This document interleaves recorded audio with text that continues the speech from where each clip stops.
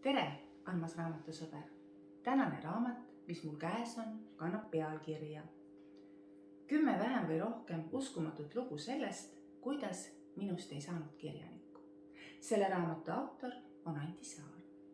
Anti Saar on väga andekas ja mitmekülgne inimene. Ta on õppinud Tartu Ülikoolis semiootikat. Samas on ta meil kirjanik, tõlkija ja mängudisainer. Mõni aeg tagasi, 9. mail, oli Anti Saarel sünnipäev. Anti Saar on kohtunud ka meie Põltsamaa lasteraamatukogu lugejatega.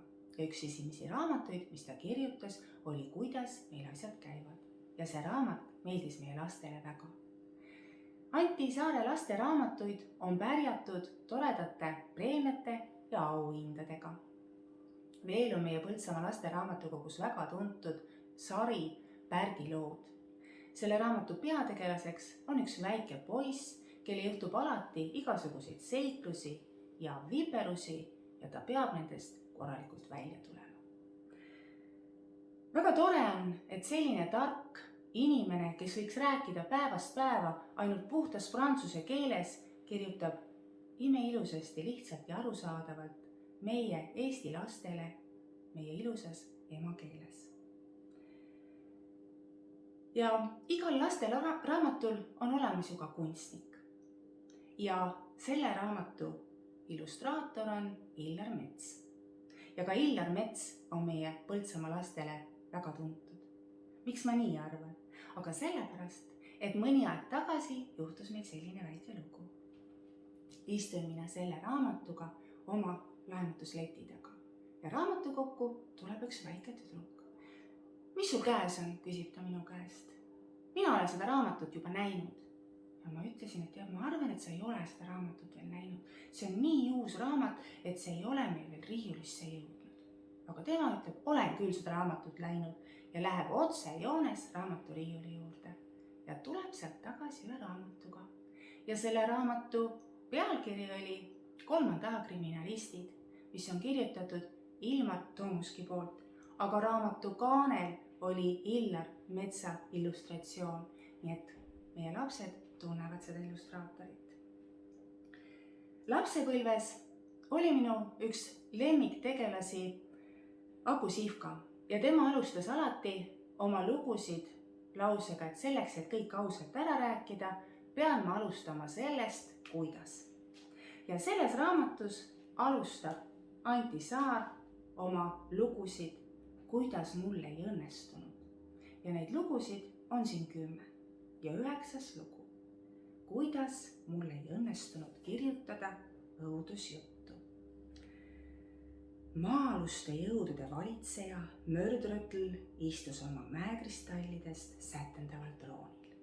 Tema süles lebas käsilaste verivärske kingitus, Keskmaa kuningriigi troonipärei Arvedi elutruu vahanukk. Vasakus peos hoidis Mördrötl nõelapatja, millest turritasid kiiskavate rubiinist, oonüksist, nefriidist ja smaragdist peadega nööpnõelad. Pimeduse riigi valitseja teadis täpselt, milliseid nõelu torgata vahanuku rindkeresse, pähe ja jäsemetesse, et panna Keskmaa prints käituma täpselt Mördrötli kurikavalate plaanide järgi. Olin loo algusega rahul. Sellest tuleb vertarretav õuduslugu ja oma kurja kangelase kavatsustesse olin ma juba niivõrd sisse elanud, et polnud sugugi kindel, kas tahan loo tüürida õnneliku lõpuni. Eriti meeldis mulle ta nimi, Mördrötl. See ei ennustanud midagi head. Närisin pliiatsi otsa ja mõtlesin, kuidas lugu võiks jätkuda, kui kuulsin äkitselt koputust uksele. Tõusin laua tagant püsti ja läksin esikusse. Vaikus. Kuulatasin korraks ja küsisin, kes seal on? Keegi ei vastanud. Nüüd tõin ma köögist tabureti, astusin selle peale ja vaatasin läbi uksesilma trepimademele.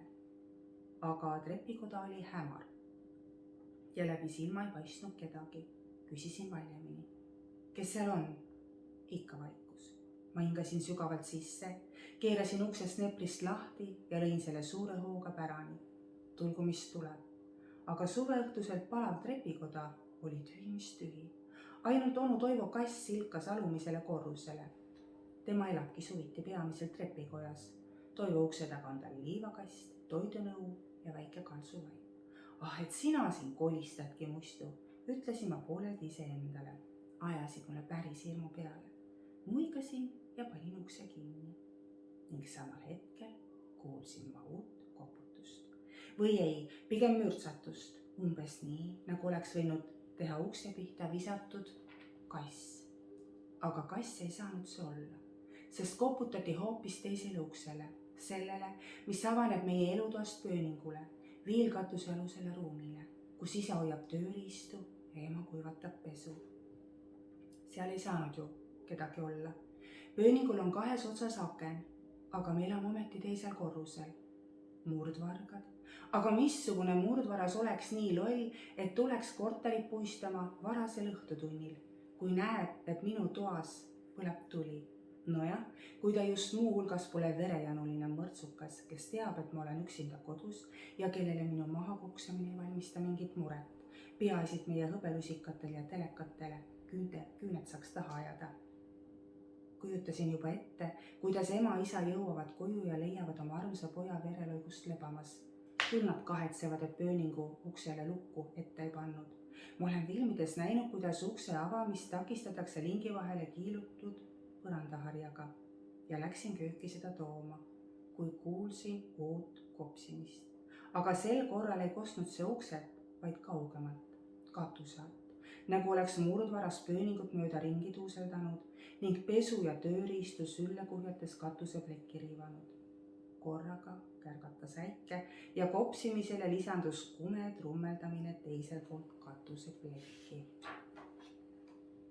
Vihma oli hakanud sadama. Ka elutuba oli muutunud kõhedalt hämaraks ja ma hüüdsin kannatust kaotades läbi ukse. Kes kurat seal on? Ehkki vastust ei tulnud. Sain oma häälest veidike julgust juurde. Panin kõik tuled korteris põlema ja tõin köögist alia asemel lihahaamri. Vaenlane mängis minuga ja hüüdmisega olin ennast niikuinii reetnud. Parem siis juba ohuga silmitsi seista. Pigistasin haamrivarre pihku, lükkasin ukse lahti ja astusin pööningule. Ei kedagi, ainult trummeldamine muutus valjemaks. Mu kõrvus kohises ja süda laskis traavi. Uus pikselõkk valgustas pööningu läbi ja nüüd ma nägin. Pesunööride all hunnikus lebas isa hommikumantel ja see mantel ärkas korraga ellu. Mul pidi süda seisma jääma, vist korraks jäigi ja ma läksin ääre pealt lihahaamri põrandale pillanud. Isa hommikumantel lainetas, kerkis ja langes, oleks peaaegu õhku tõusnud, nagu tahtnuks nöörile tagasi minna. Appi, karjusin ma, aga kes võis mind kuulda? Lahtised pööninguaknad kolksusid tuules ja vihm vasaldas kõrvulukustavalt, nii et ma isegi oma karjumist õieti ei kuulnud. Hommikumantel vajus uuesti põrandale. Ma vahetasin lihahaamri rõske sõrkangi vastu ja lähenesin ettevaatlikult hommikumantlile. Pingelises olukorras on inimesed võimelised ootamatult julgeteks teguteks ja avastavad endas jõudu, millest nad midagi pole teadnud. Meeletu kõuekärgatus pani aknaklaasid tärisema. Ma tõstsin kangi, et kurja vaimu küüsi langenud hommikumantlile lubaduse anda ja viimasel hetkel lipsas mantli alt välja. Ja kui sa tahad nüüd teada, kes sealt mantli alt välja lipsas, siis tule raamatukokku ja laenuta minut see raamat. Aitäh sulle, armas kuulaja!